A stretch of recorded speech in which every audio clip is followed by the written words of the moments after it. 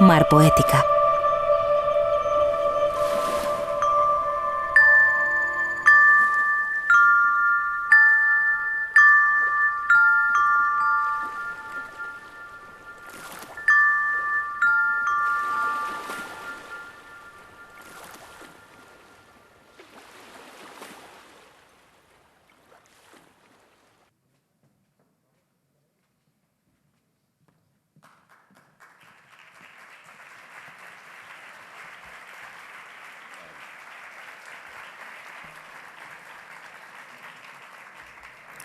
Buenas tardes y bienvenidos a la clausura del quinto Festival de Poesía Mar Poética. Han sido 15 días intensos de poesía y hemos constatado que la poesía, como decíamos al principio, está en todas partes y no solo porque ha ocupado muchos espacios de la ciudad, sino porque hemos comprobado, visto, que la poesía es una manera de mirar y una manera de nombrar. Estos 15 días han sido deslumbrantes también en muchos momentos, escuchando a los poetas, y llegamos casi al final del festival, del quinto festival, 5 años de festival, que nació primero como un sueño, luego se convirtió en un milagro. Casi me emociono, no me lo puedo creer. Y bueno, yo creo que ya con 5 años es una etapa cumplida del festival que solo nos puede empujar a seguir durante mucho tiempo. Esta primera etapa del festival, bueno, pues es, yo creo que el momento de agradecer en primer lugar a todos ustedes por haber sostenido el festival, porque sin esa colaboración, sin esa comunicación, evidentemente el festival no hubiera podido continuar. Pero también es sobre todo el momento de dar las gracias a la persona que le ha dado el contenido y el impulso para que el festival sea lo que es hoy y lo que ha sido en 5 años. Y esa persona, lo dije en la bienvenida de la inauguración y lo digo ahora, es Antonio Lucas. Ya saben lo que yo pienso de Antonio Lucas. Cuando yo le conocí, yo ya le leía, pero le leía como periodista y me parecían deslumbrantes sus columnas del periódico, me parecían otra manera de dar opinión y de escribir. Luego le conocí como poeta en el Premio Loewe del 2014 y a partir de ahí, bueno, pues hubo una conexión y yo sentí que era la persona que debía involucrarse en este festival.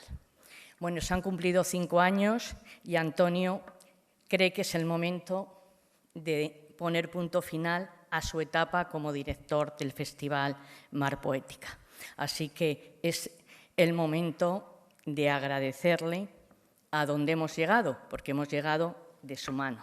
Así que muchísimas gracias, Antonio. Un placer.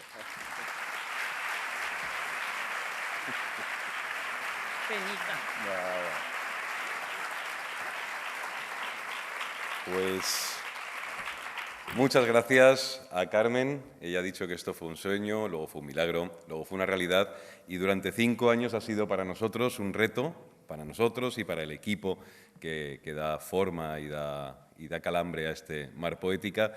Para mí ha sido algo extraordinario pasar 5 años con ella, con ustedes, con los poetas que han pasado por aquí, más de 200 poetas en todos estos años, en un lustro. La poesía, desde luego, se ha quedado para vivir en Marbella, eso ya no nos lo quita nadie, ni a vosotros, ni a ustedes, ni a Carmen, ni a mí. Yo me voy de Marbella con algo que no esperaba cuando llegué, que es con parte de mis afectos, con una emocionalidad extraordinaria, clavada en 2 nombres principales, que son Carmen Díaz y Pablo, su marido, que ya son parte de mi familia marbellí. Yo no conocía Marbella cuando llegué por primera vez, cuando Carmen me dijo, tengo un proyecto y quiero que lo pongamos juntos en marcha. Así que para mí fue pues, la revelación de un pueblo, de una ciudad como la de Marbella, de unas gentes como las marbellíes, de unos poetas que a muchos no conocía, pero había leído y que aceptaron pasar por aquí y disfrutamos de ellos y de ellas enormemente. Y sobre todo sé que tengo aquí pues, esa otra casa de mis emociones, que es ella. La gratitud al Ayuntamiento de Marbella, al área de cultura, que creo que han sido pues, en estos 5 años los mejores cómplices para avanzar este camino. Solo me queda decirles gracias, muchísimas gracias por su complicidad. Ha sido una maravilla, de verdad, y creo que hay que dar relevo a gente que traiga nuevas ideas, eso es importante, uno no debe apropiarse de los lugares que le regalaron, y a mí esto me lo regalaron. Así que ahora aparecerá por este lado, este hombro del teatro, Javier Vicedo, que va a ser el nuevo director de Mar Poética, espero que muchos más años. Javier.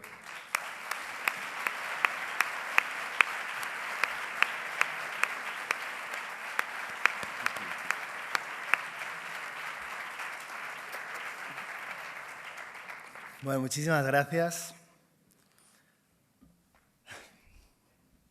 Me siento muy afortunado. La vida, como sabéis, ni mucho menos te suele dar la oportunidad, ¿no?, de transformar el amor que tú sientes por algo en un bien común.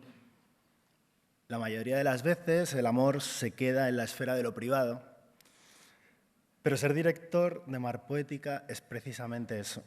La oportunidad de transformar el amor particular por la poesía en un bien común, en un bien de todos. Así lo han hecho Carmen Díaz y Antonio Lucas durante estos 5 años. Y por ello quiero ser agradecido, aunque evidentemente estoy muy nervioso y un escenario siempre tiende a bloquear las emociones, pero no quiero escatimar con ellas. Muchas gracias a Antonio. De verdad que te vamos a echar muchísimo de menos y creo que hablo en nombre de todos, de todas. Antonio es un maestro, no hace falta que lo recalque, pero para mí, además de un maestro, es un hermano, una de esas personas que siempre quieres tener cerca, por su alegría, por su inteligencia, por su sensibilidad, por su obra, por su conocimiento, por su bondad. Gracias por haber sido el mejor capitán posible de esta nave. Tengo la certeza de que para que Mar Poética siga siendo una cita ineludible de la cultura española, solo hay que seguir el rumbo que tú has marcado. Solo eso, realmente.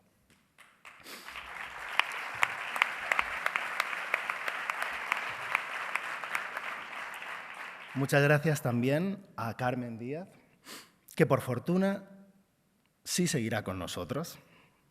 Gracias por haber conseguido levantar este sueño quijotesco, que es iniciar y consolidar un festival de poesía. Carmen es una de esas personas al servicio de la ciudadanía que nunca olvida esa hermosa función, contribuir a hacer mejor su ciudad. Alguien que de la palabra política nunca olvida la raíz polis. Gracias también por tu amistad, por tu tesón, por tu confianza. Muchas gracias también a todo el equipo técnico, especialmente a Manes, a Pablo. Las personas que desempeñan funciones técnicas o de producción tienden a ser invisibles en la fase última de un evento, y esa invisibilidad es precisamente la señal inequívoca de que están haciendo de una manera pulcra y generosa su trabajo. Gracias por saber sostener toda esta estructura sin que se vean las manos. Perdonad los nervios, no es sencillo. Quiero volver a la verdad del principio. Solo estamos aquí para transformar nuestro amor por la poesía en un bien común, en un bien de todos y de todas. Ese todos tiene rostro en Marbella, un rostro que por fortuna he ido conociendo durante los 3 años que he estado en Mar Poética. Primero como poeta invitado y luego como coordinador de Palabra del Mar. Os voy a decir algo que indica claramente que el todos que sois es un todos inmejorable.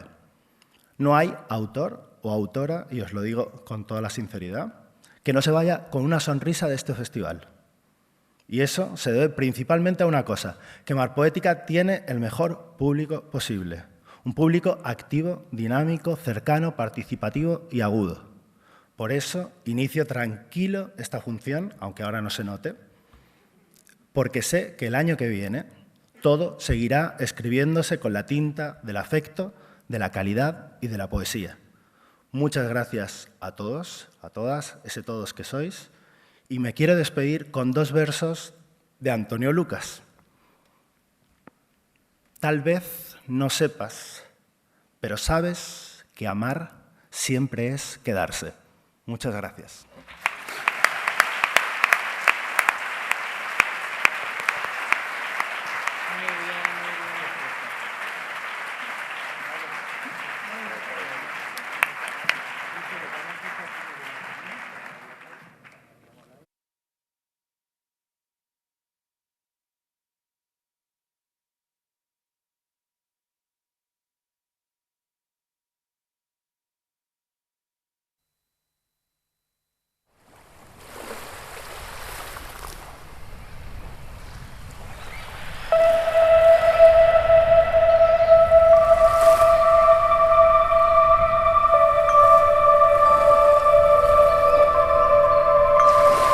La cultura es el despertar del hombre.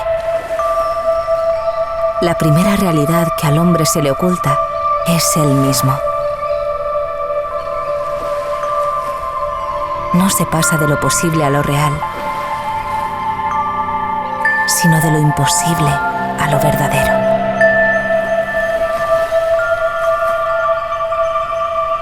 Mar Poética.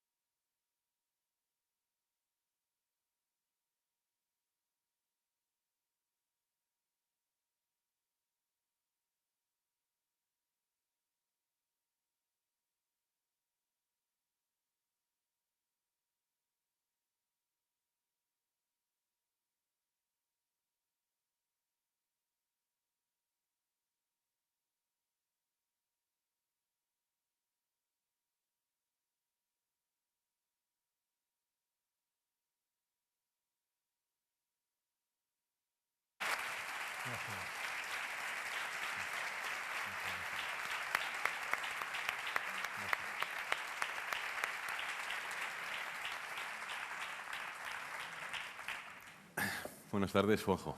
Hola, buenas tardes, gracias por venir. Gracias a nuestros anfitriones, al Ayuntamiento de Marbella. Y qué bonita esta máquina, ¿no? ¿Has visto? Esto es de un artista de Jaén, Paco Cifuentes. La ha traído... Paco Fuentes, perdón. Y la trajo aquí, mira, como el barco esta escenografía que hemos hecho aquí. ¿Pero qué es esta máquina? Que no... Esto es una lámpara. Luego ya es una mecánica de reloj que él ha convertido en una lámpara, una cosa loca. Igual que esto es una pequeña camarita como de cine. Está muy bien. Juanjo, voy a empezar leyendo un artículo tuyo del diario El País para que sepan por qué tiene tanto sentido que Juan José Millás clausure un festival de poesía. Se titula Oración, digo que tiene sentido porque a él lo conocemos principalmente como narrador. Se titula Oración, lo publicó el 30 de octubre de 2020, pocos días después de la concesión del premio Nobel a la poeta estadounidense Louise Gluck. Y dice así: cuando leo un poema genial en sueños, me despierto y salgo de entre las sábanas como el ahogado al aire.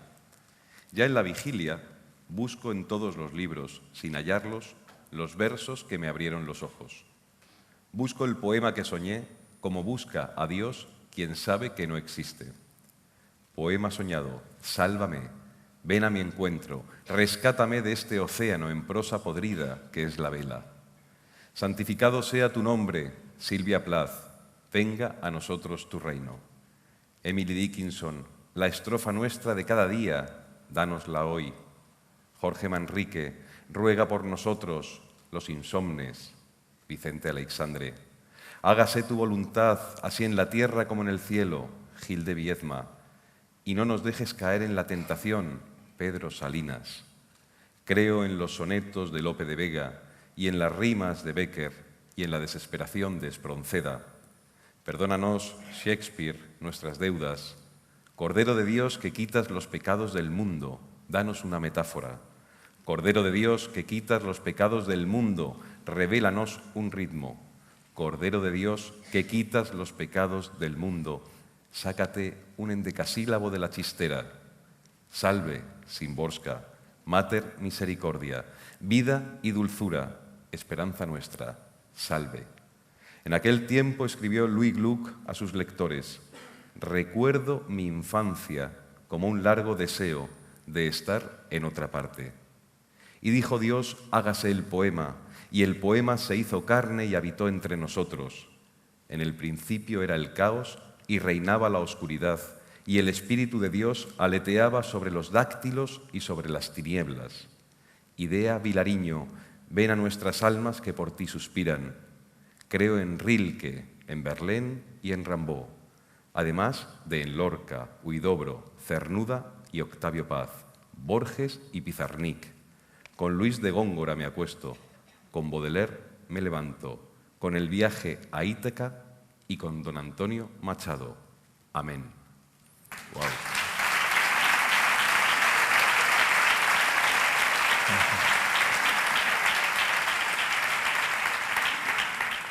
Es un poema. Qué resumen, no recordaba. Es un resumen realmente... Claro. Es que esto podría ser sobre todo lo que debamos charlar hoy. Todos estos poetas que han sido parte de tu cofradía como lector. Sí, bueno, yo he sido un lector muy desordenado de todo, de poesía también.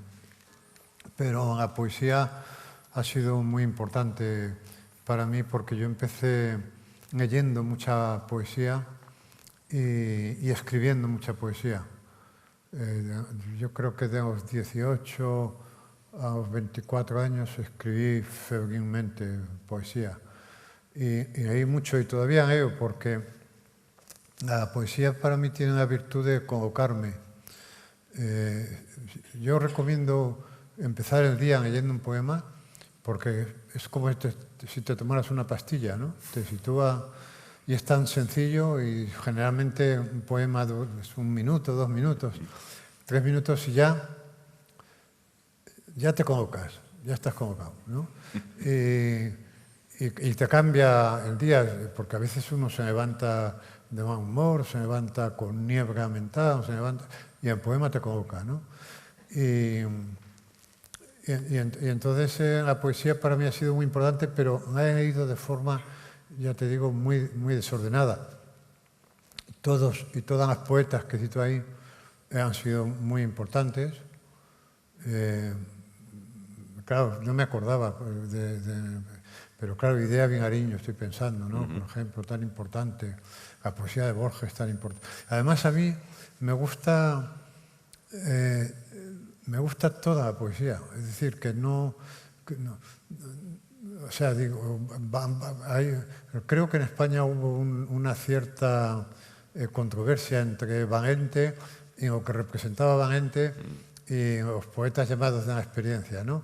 Que yo no entendí muy bien porque a mí me gusta mucho Van Ente, pero por ejemplo me gustan mucho los poemas que son narrativos, por ejemplo González, Ángel González, que escribe cuentos realmente, incluso Gil de Viedma escribe cuentos a veces, ¿no?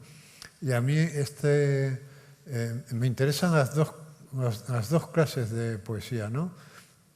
Por igual, según el estado de ánimo que tenga. Y luego la poesía tiene para mí otra gran virtud y es que me estimula a escribir, porque, por ejemplo, estoy quizá un poco perezoso o inapetente y no encuentro... Leo un poema y en ritmo, creo que decía Paul Valéry, me parece que era Paul Valéry, que a veces un poema nacía de un ritmo, es decir, que ibas paseando por la calle, te atrapaba un ritmo en el caminar y que a partir de ese ritmo se colocaban las palabras, ¿no? Y entonces a mí me ocurre mucho esto con frecuencia, ¿no? Que leo un poema. El otro día estuve leyendo un poeta que no conocía, que es un poeta italiano, pero que escribe en castellano. Tiene un nombre raro, Ito o algo así, no me acuerdo. Y tenía esta virtud de que me imprimió un ritmo. Me pasa en prosa, por ejemplo, con Eina Guerriero, por ejemplo, ¿no? Es decir, que hay escritores que los lees y dices, ¿qué hago aquí? ¿Qué hago aquí leyendo? Me tengo que poner a escribir, ¿no? Es decir, que te empujan, ¿no? Y luego la poesía, esto se ha dicho muchas veces, pero es que sigue siendo verdad, ¿no? Que es en género extenso, ¿no? Es, en fin, que de verdad lo que más que se puede ser es poeta, ¿no?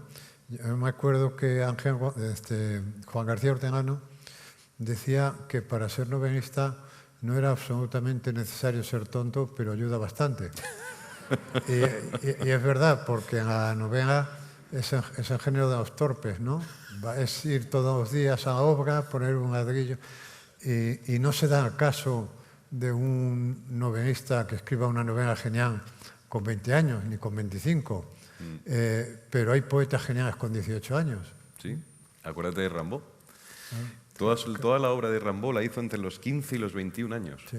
Y después ya consideró que aquello era una pesadez y se fue a traficar con armas y con esclavos por ahí a Etiopía, Claro, África. eso es muy envidiable.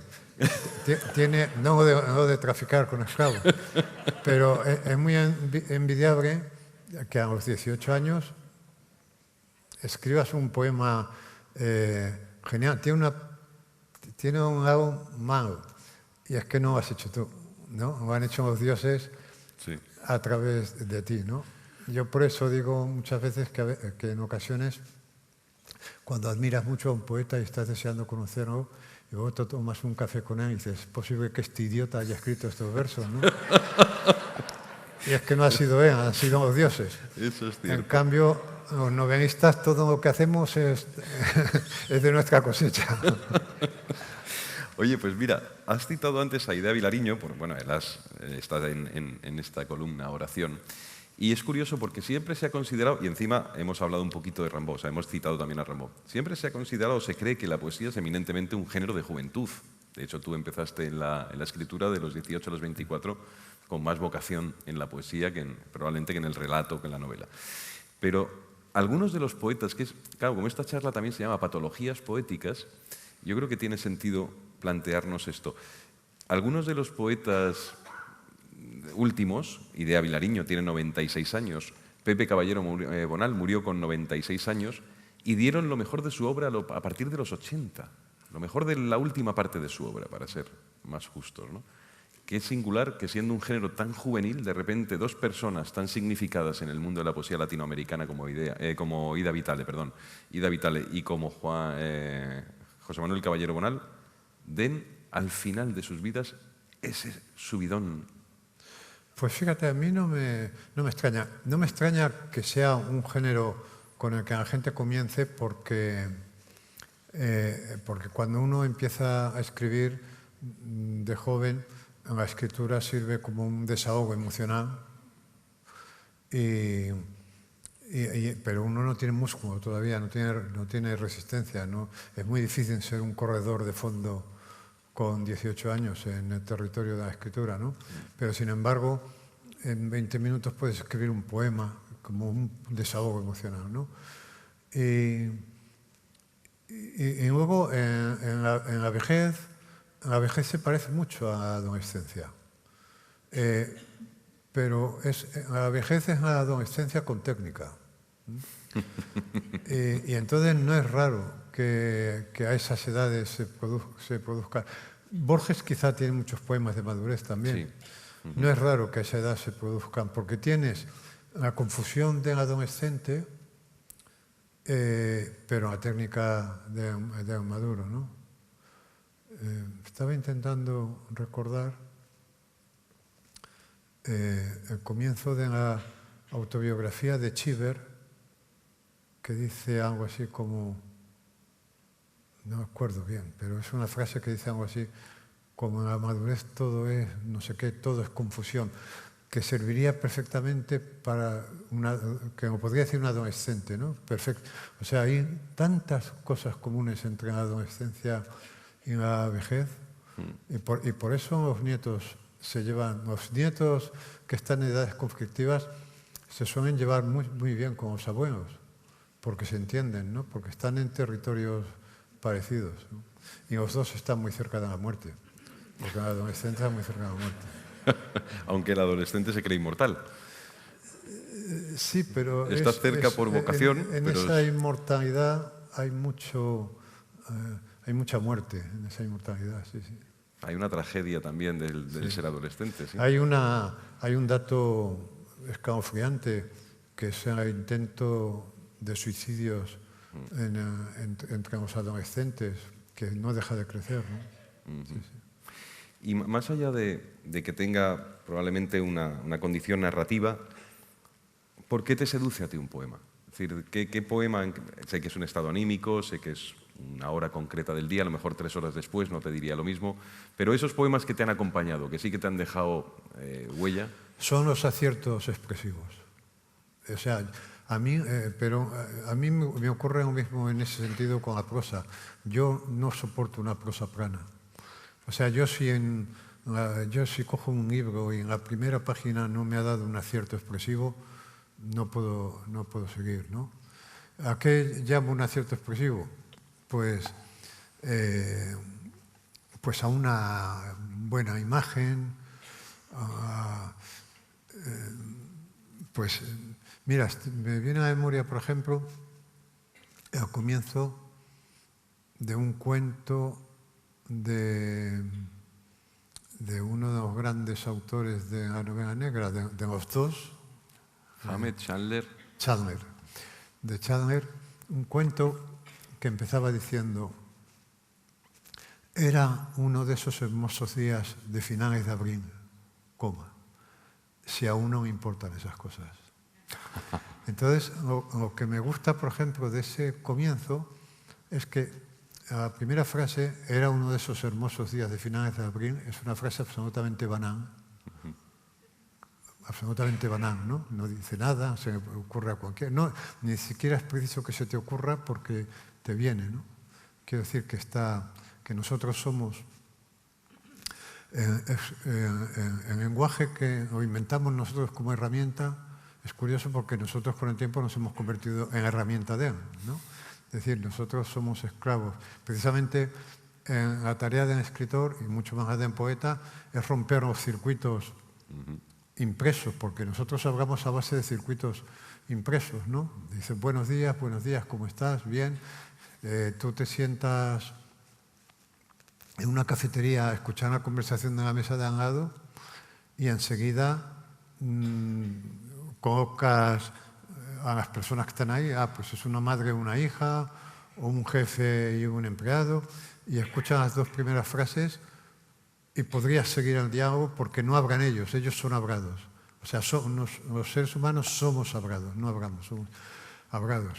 Yo recuerdo en este sentido que cuando empezaron a aparecer los primeros teléfonos inalámbricos, no móviles, los inalámbricos, yo tuve uno. Y claro, era muy fascinante eso de poder hablar por teléfono desde otro extremo de la casa, desde el cuarto de baño, desde la cocina. O sea, eso de pasearse por la casa era muy sorprendente, ¿no? Y entonces mi teléfono no debía ser muy bueno porque al descolgarlo yo escuchaba una conversación del piso de arriba, de una señora que vivía en el piso de arriba, que todos los días a las 6 hablaba con su hija. Y yo dije, joder, qué chollo. Voy a pillar aquí y cogí un cuaderno para futuros diálogos, claro. Pero claro, al tercer día yo estaba desesperado porque no decían nada que sirviera. Claro, no decían nada que sirviera porque ellas no hablaban, eran habladas, ¿no? Y entonces esto para mí fue una revelación Dije, es que, fíjate que a Runfo un día me preguntaban, en unas entrevistas muy famosas que hizo este periodista Soler Serrano, Sí, Joaquín Soler Serrano. que están en disco. Sí, están en CD, están en YouTube están también. En CD y en YouTube, quizá. también están, sí. Eran buenísimas, Sí, yo estupendas. las recomiendo mucho. Y en una entrevista que me hacía Juan Runfo, me decía, usted da la impresión de que se ha recorrido México en autobuses, con un magnetofón y ha ido grabando a la gente, porque es que la gente en sus cuentos habla como hablan los mexicanos. Y Runfo decía, no, la gente no habla así. Si la gente hablara así, mi diálogo no tendría ningún interés, ¿no? Lo que pasa es que un escritor tiene una obligación de hacer verosímil. Acuérdate de aquel diálogo famoso de Johnny Guitar, ¿no? Miénteme, dime que me quieres, por ejemplo, ¿no? Decir, la gente no habla así. Pero en esa suspensión de la incredulidad en la que hablamos cuando vemos una novela, queremos creer que esos diálogos son... Además, tú tienes que hacer que eso sea verosímil. Pero la gente no habla como en las novelas. Claro. Porque además, si en las novelas la gente hablara como habla en la vida, no tendría ningún interés. Porque la gente en la vida no dice nada, ¿no? Entonces, esto es lo que digo a ciertos... Me viene a la memoria un verso de Anne Sexton, que no está Anne Sexton ahí. No, Qué no pena. está en Sexton, no. Pues un verso de Anne Sexton que dice, cuando fuiste mía, llevabas un audífono.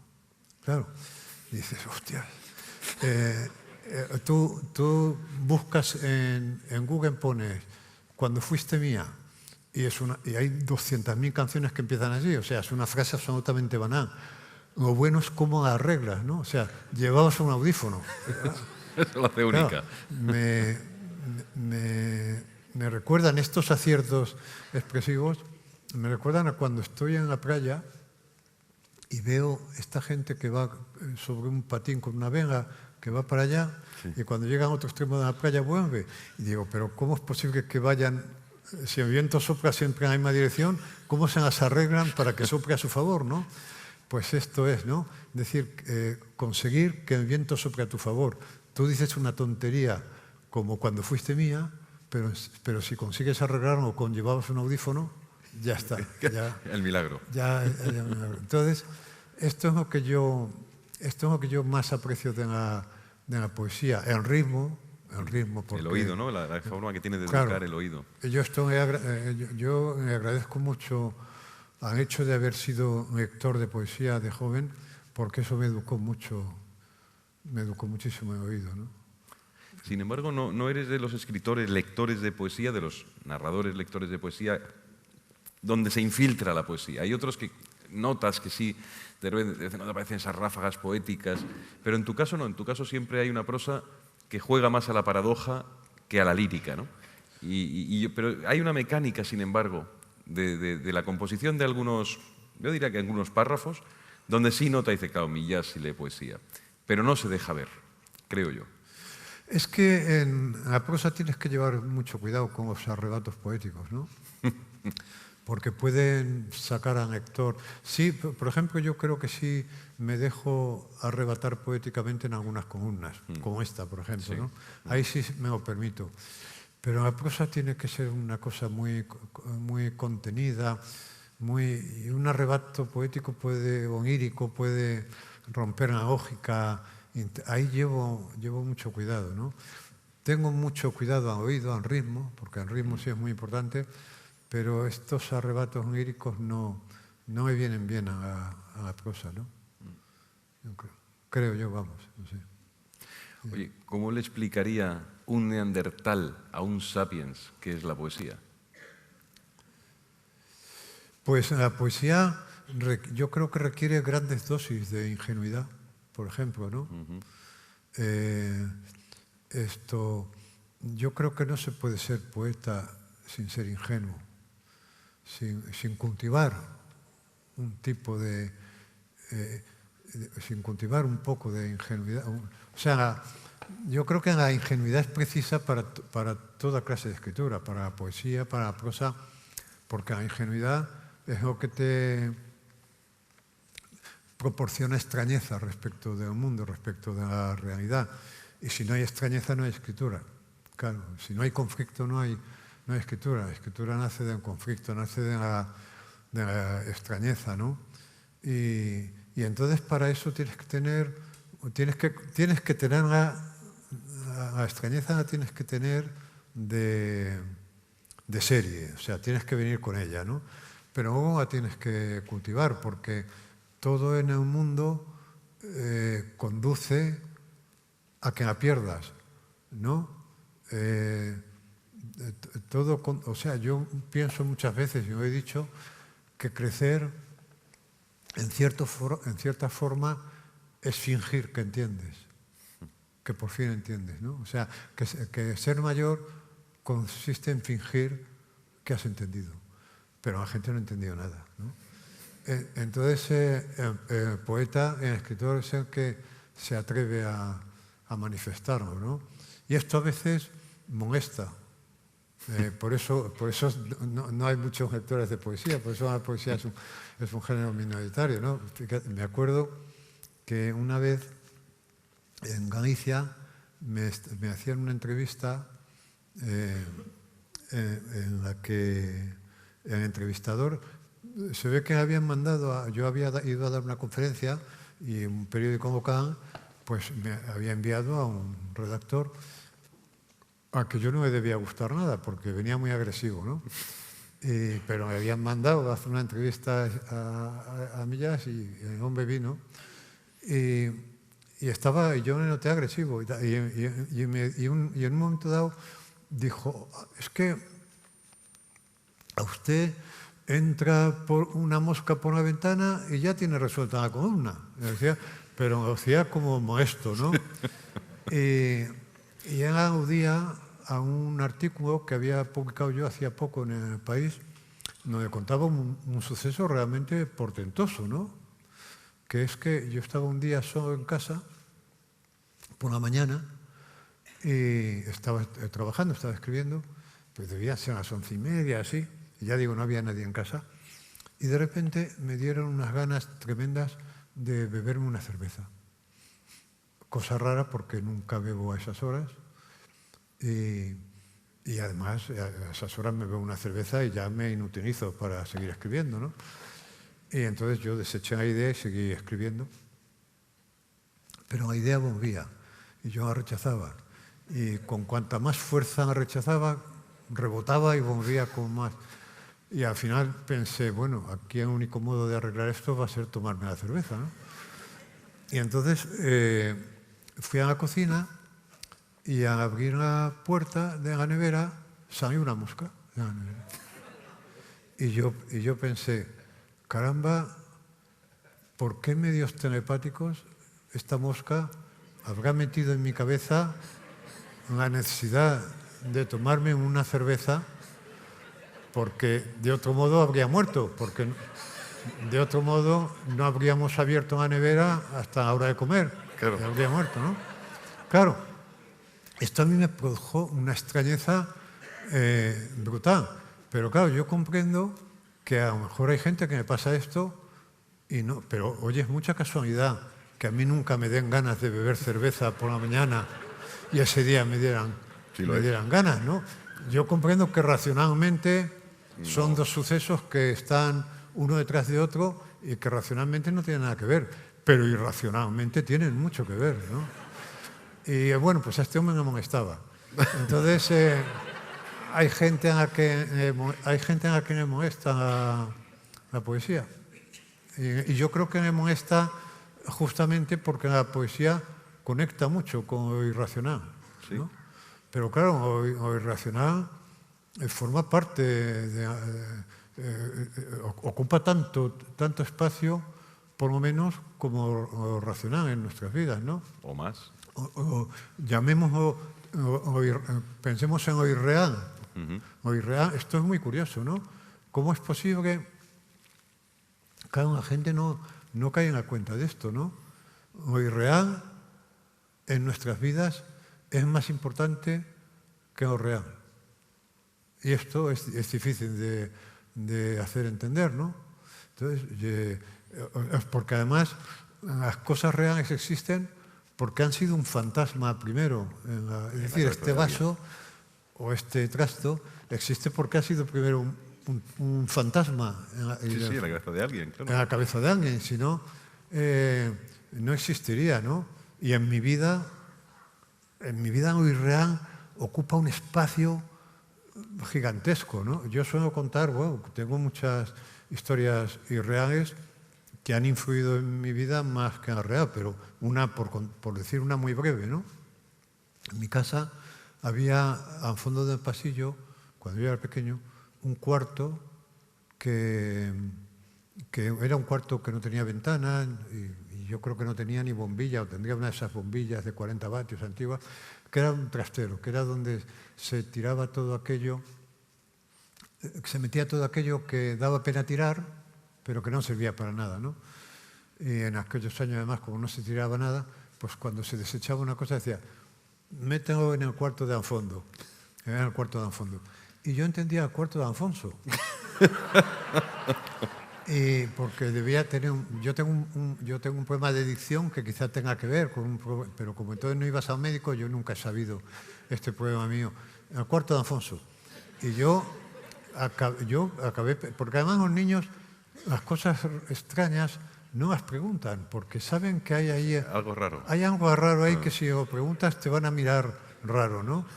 Y yo acabé pensando que allí vivía un hermano mío que se llama Alfonso, que había nacido con alguna tara o algo y lo tenían...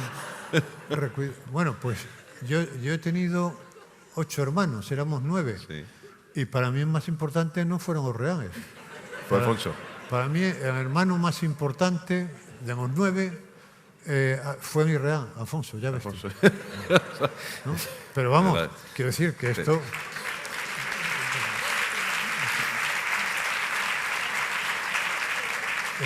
Esto podríamos, si la gente fuera capaz de romper esta coraza que tiene de fingir que entiende y recordar a malentendidos de su vida, de su infancia, habría anécdotas así tremendas que dices, pues hombre, pues realmente en mi vida lo importante no ha sido lo real. Mi vida lo más importante ha sido lo irreal. Pero qué envidia, porque los poetas que nos pasamos semanas para encontrar una metáfora que tenga que ver probablemente con ese irracionalismo, y tú podrías estar desplegando y despachándonos a todos seguramente historias fastuosas, porque vives más en lo poético de la imaginación y de lo imposible o de lo improbable que en lo real. O sea, eres un poeta absolutamente. Bueno, muchas gracias, por favor. porque esto es lo que yo he querido ser toda la vida, por pero eso. no me ha salido, ¿no? Al final he tenido que hacerme oficinista, que es ser novelista es un modo de ir a la oficina, ¿no? Porque ir a la oficina tampoco está mal, ¿eh? Yo fui a la oficina muchos años, a la oficina real. ¿En Iberia trabajabas? Trabajé en Iberia y trabajé también en la Caja Postal de Ahorros. Y a mí la oficina acabó gustándome. Yo dejé la oficina porque ya no tenía más remedio, porque tenía que elegir. Pero a mí me gustaba aquellas tardes de invierno, en el último trimestre de invierno, en Iberia, que era cierre del ejercicio, ¿no? Había que hacer horas extras. O sea, yo trabajaba de 8 a 3, que era un trabajo que yo elegí, hice unas oposiciones para tener la tarde para escribir. Porque yo me había proyectado como escritor, pero jamás pensé que viviría de escribir. O sea, esto no pasó por mi cabeza nunca, nunca pasó por mi cabeza. Entonces yo sabía que necesitaba tener un trabajo para vivir. Y entonces trabajaba de 8 a 3. Pero en los últimos 3 meses, el cierre del ejercicio era muy complicado y tal, había que hacer horas extras, lo cual nos venía muy bien económicamente. Y bueno, ya eran 3 meses, octubre, noviembre y diciembre, que había que ir por la tarde, ¿no? O sea, que comías cualquier cosa allí en un bar y a las 4, o sea, salías a las 3 y a las 4 estabas otra vez. Y yo recuerdo aquellas tardes haciendo horas extras en un trabajo que no tenía nada que ver con viendo atardecer el pleno invierno, ¿no? Que a las 5:30, a las 6 ya empezaba. Y yo me encontraba a gusto, fíjate, haciendo tonterías, porque yo no hacía multiplicaciones y divisiones, que no sé casi, ¿no? ¿Y qué hacía yo? Fíjate tú, yo de toda mi producción poética, que fue ingente, salvé 10 poemas que se publicaron en un librito novenal. Alguien, no me acuerdo quién, pues hizo 200 ejemplares hace muchos años, que se tomaba De Corpore Insepunto. ¿De Corpore Insepunto o Insepulto? No, De Corpore Insepunto. Insepunto. De Corpore Insepunto. Yo no me acuerdo cómo era. Es que era un verso de un poema, tenía que ver con un poema. Y eso es todo lo que yo he salvado de mi producción. Está por ahí en internet seguramente. Has hecho una criba esencialísima, ¿no? Lo vamos 10 a buscar. poemas. 10 poemas. 10 poemas, sí. Bueno, con pocos más pasó Rimbaud a la historia de la poesía. Ya, a ver si está hay por ver, suerte. a ver si hay suerte. No, está todo por ver ahora mismo. Bueno, lo que te decía es que a mí no me disgustaba. Porque esos 10 poemas, o sea, muchos poemas, los memorizaba en la oficina. O sea, mientras estaba haciendo un trabajo mecánico, escribía versos y los memorizaba, me hacía ejercicio de memorizar. Y luego cuando llegaba a casa los escribía. Eran poemas de 10 versos. Sí, pero hay que memorizar. ¿Sabes que uno de los grandes poetas, no sé si estarás de acuerdo, de los grandes poetas europeos del siglo XX fue un oficinista, bueno, un singular, pero oficinista, que fue Pessoa? Pessoa, que era un baúl lleno de gente, tenía sus heterónimos, sus ortónimos, todo aquel jaleo que él se montó, que probablemente se resumiría en una pequeña esquizofrenia, pero entonces eran heterónimos. Él vivió toda su vida, no vivió mucho, pero como un oficinista de estos que traducía cartas del inglés. O sea, la oficina fue útil para él. Y me identifico mucho con eso, como me identifico mucho con Kafka en la compañía de seguros, por ejemplo, ¿no? Quiero decir que a mí no me molestaba. O sea, yo veía que la gente estaba deseando ganarse la vida escribiendo. Yo nunca, es que nunca estuvo en mi. Yo a veces lo pienso y digo, ¿por qué no estuvo? Quizá no estuvo en mi cabeza nunca porque mis modelos no eran gente que se había ganado la vida. Pues, por ejemplo, he citado antes a Ortegano. Ortegano era funcionario del Ministerio de Obras Públicas. Ángel González era compañero suyo. Del Fomento, sí. Kafka. Quiero decir que en mis modelos no estaba gente que vivía de escribir. Era gente que tenía un trabajo que no tenía nada que ver con el hecho de escribir y luego escribía, ¿no? ¿Sabes lo que decía? Como citas aquí a Alexandre, me he acordado de esa famosísima frase de él cuando le dan el premio Nobel, ahí en su casa de Belintonia, ahí en Madrid, cerca de Metropolitano. Un periodista se acerca y bueno, le dice, ¿y usted ha conseguido vivir de la poesía entonces? Dice, caballero, la poesía a mí no me ha dado ni para merendar. Entonces, y yo creo que eso es un buen modelo, ¿no? Claro, es que ser poeta es muy arriesgado, ¿no? Sí. Esto, ¿cómo era? Ayer fue, ¿qué estaría leyendo yo? Ayer. No sé qué estaba leyendo ayer por la tarde, que de repente se me ocurrió, de estas ideas que te vienen a la cabeza, pero luego las desechas. Sería un buen reportaje, sobre de qué viven los poetas, ¿no? Y te sorprendería. Coger a 10 poetas y decir, a ver, ¿usted de qué vive, no? Bueno, no es mala idea, ¿eh? Es una idea extraordinaria porque es muy insólito para la mayoría de la gente. Claro, porque la poesía, ¿quién ha vivido? Neruda. 4 o 5, nada. En este país, vivir de la poesía. No, la poesía nadie. En este país, nadie. Nadie. O sea, Alberti, pero Alberti vivió muy mal. Hasta que fue un hombre muy mayor y volvió a España muy mal. Pero sí, Neruda vivió con opulencia, Rubén Darío, pero curiosamente habían sido todos diplomáticos. Rubén Darío fue diplomático, Neruda fue diplomático, Octavio Paz fue diplomático. Claro, esto es lo que tenían los países latinoamericanos que nos hacían diplomáticos. Claro, entonces ahí sí convenía ser poeta. Esa fue una salida estupenda. Claro, ibas de embajador a India, a Jaipur, una cosa maravillosa. Sí. Pero aquí no se ha dado. A mí lo que me sorprende, y te lo digo de verdad sin ironía, que no se lea más poesía. Me sorprende mucho. Que la gente lea una de vuestras novelas. Yo soy el primero que leo las tuyas y las de otros novelistas o otras novelistas que me gustan mucho. Y digo, pero si yo me he tirado una semana disfrutando con una novela, pero luego abro un libro de poemas, no tengo que seguirlo, porque no hay una secuencia narrativa que si me salto del poema último al primero sucede algo que me pierda, y entiendo lo que se dice aquí y hay cosas que me interpelan. ¿Tú ¿Por qué crees que no se lee poesía? Yo creo que si se promocionara se leería. Mira, en la época en la que yo trabajaba con Gemma Nierga por la tarde, en La Ventana, en la radio, ahí leías un yo poema. Con frecuencia Sí. empezaba en el espacio diciendo, oye, voy a leer un poema. Sí, recuerdo. Claro, elegía poemas, hay que elegir en poemas, claro, no puedes elegir un poema de una gran abstracción, elegía poemas muy narrativos. Recuerdo haber leído algún poema de poema, por ejemplo, de Idea Vigariño a Onetti. A Onetti causó furor. Wow, eso es una joya. Llamaba a la gente, ¿dónde está este poema? Y estoy seguro que se vendieron muchos libros. Y yo creo que si esto se hiciera en la radio, pero claro, no, tienes que pensar en qué poema es, ¿no? Yo creo que la gente sí se animaría. Yo creo que no sé qué pasa, por qué no se promociona, ¿no? la poesía, ¿no? No entiendo. Pero hay un tipo de poesía que es muy radiofónica. Sí. Y que es muy cercana cuando la escuchas. Es decir, que no es una cosa encriptada y laberíntica. Que la gente se identifica mucho con ella. A mí me parece un misterio realmente, porque es que además cuando un poema te golpea, claro, es que se queda te ha arreglado, te iba a decir el día, pero te ha arreglado la vida, ¿no? Sí. Ahí te noquea y probablemente te acompañará, porque la poesía al fin y al cabo es un voy contigo. Y encuentras ese poema que ya sí que va a ir contigo. Bueno, a mí te voy a decir, a mí la adolescencia me asombró la poesía, ¿eh? Yo descubrí la poesía en un libro que ya está fuera de catálogo, que se llamaba Las 1000 mejores poesías de la lengua castellana, que fue un libro fundamental en nuestras vidas, que era fantástico.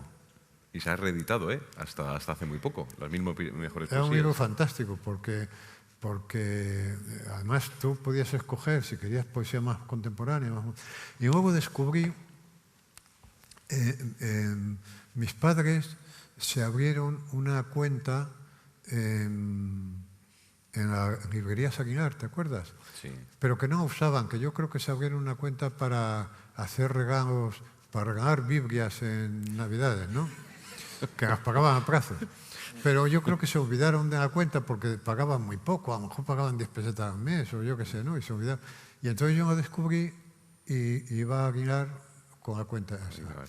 Y entonces descubrí una colección que eran unos libros rectangulares, encuadernados como en tela, tapadura, tela, que eran antologías poéticas de tal año y tal año.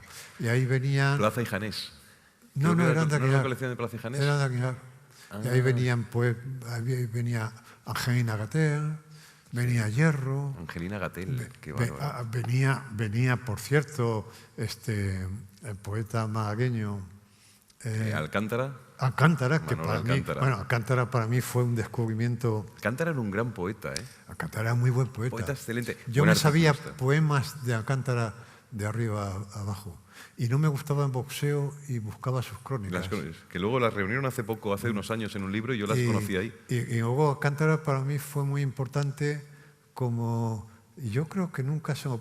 Bueno, coincidimos un día porque nos dieron un premio absurdo a los dos juntos, que era un premio de Continente, que eran unos... ¿El supermercado? Unos supermercados, sí. Y a mí me lo dieron porque había escrito un reportaje sobre Mercamadrid. Ajá, sí. Y a él no sé por qué se lo darían. O a lo mejor es que estaba en el jurado, no sé.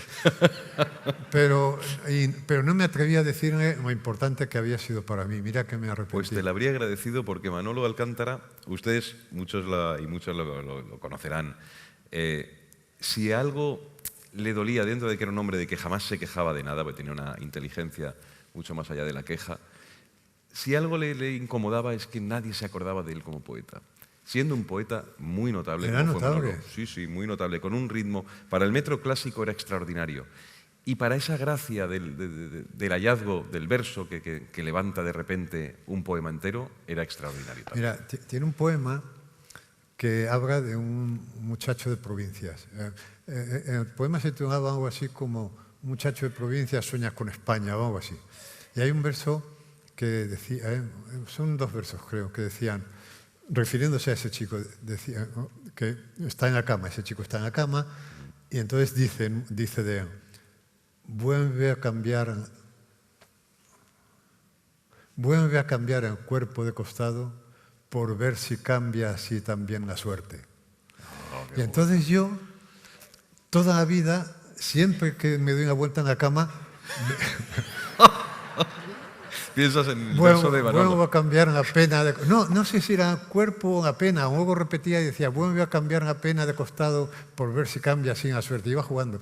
Y siempre que me doy una vuelta lo pienso. Fíjate, hace 1000 años que no leí, ¿no? Lo ves como la poesía es muy contigo. Y luego Alcántara era un excelente articulista. Sí. Y entonces él escribía en ya. En el ya, sí. Y en la última página del ya, mi padre estaba suscrito al ya. Y en la última página del ya,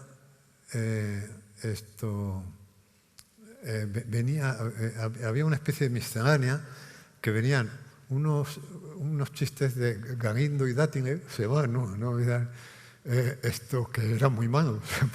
Recuerdo que un día estaba viendo en Madrid una película de un autor de la Nouvelle Vague, de estas pesadas.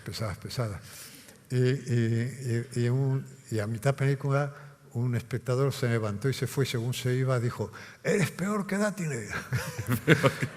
Bueno, pero en esa página había un crucigrama, y había un artículo de fondo de Alcántara. Y yo recuerdo un artículo que fue de los primeros que yo descubrí aquello, y yo dije, esto es, escribir debe ser esto, ¿no?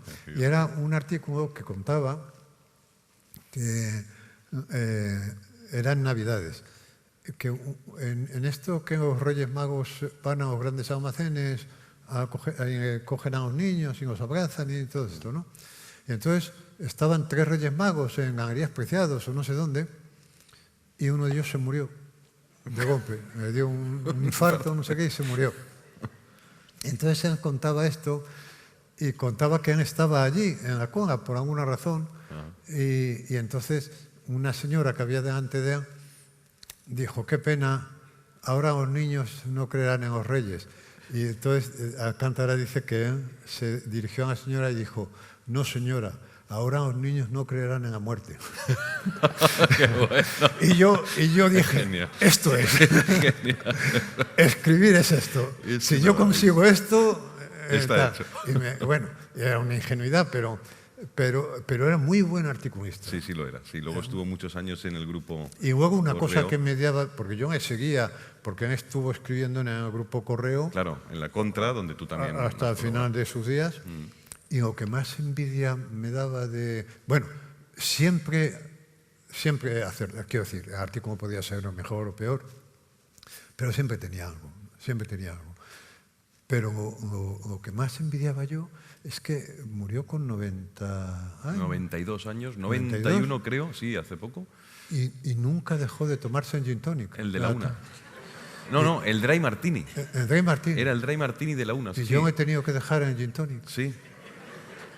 Y esto Yo volvería, ¿eh? No, a la poesía y al gin tonic. Vamos, yo tomo gin tonic, pero no tomo con la regularidad de antes, ¿no? Manolo era un reloj. Y yo digo, joder, con 92 años... Solo así se llega. Esto era de esa generación, ¿eh? Sí, porque acuérdate de Ángel me González. acuerdo de Francisco Ayala, por ejemplo. Ayala, antes 102. de comer también whisky. Se tomaba un whisky. 102 años. Pepín Bello, 103. Y Aro Teglen. O sea, esta generación era muy dura. Pues... Mira, me da mucha pena porque tenemos que ir cortando, pero podríamos irnos a los bares ahora, a ver si la fuente de la juventud, que está en las botellas de Jack Daniels. Parece mentira, pero es verdad que nos tenemos que ir. Pues, porque a mí me da, ya, de verdad, pues, es la última conversación que tengo en este escenario. Está bien y, aquí, además está calentito, yo soy muy friolero y con esto... Está muy bien. Que se está... Y no se nos ha caído todavía esto, o sea que tenemos que aprovechar que va todo tan bien. Pues nada. Ha sido un placer, Juan José Millás. Encantado, ya sabemos por qué la poesía está en los narradores. Gracias. Gracias. Gracias. Y ahora...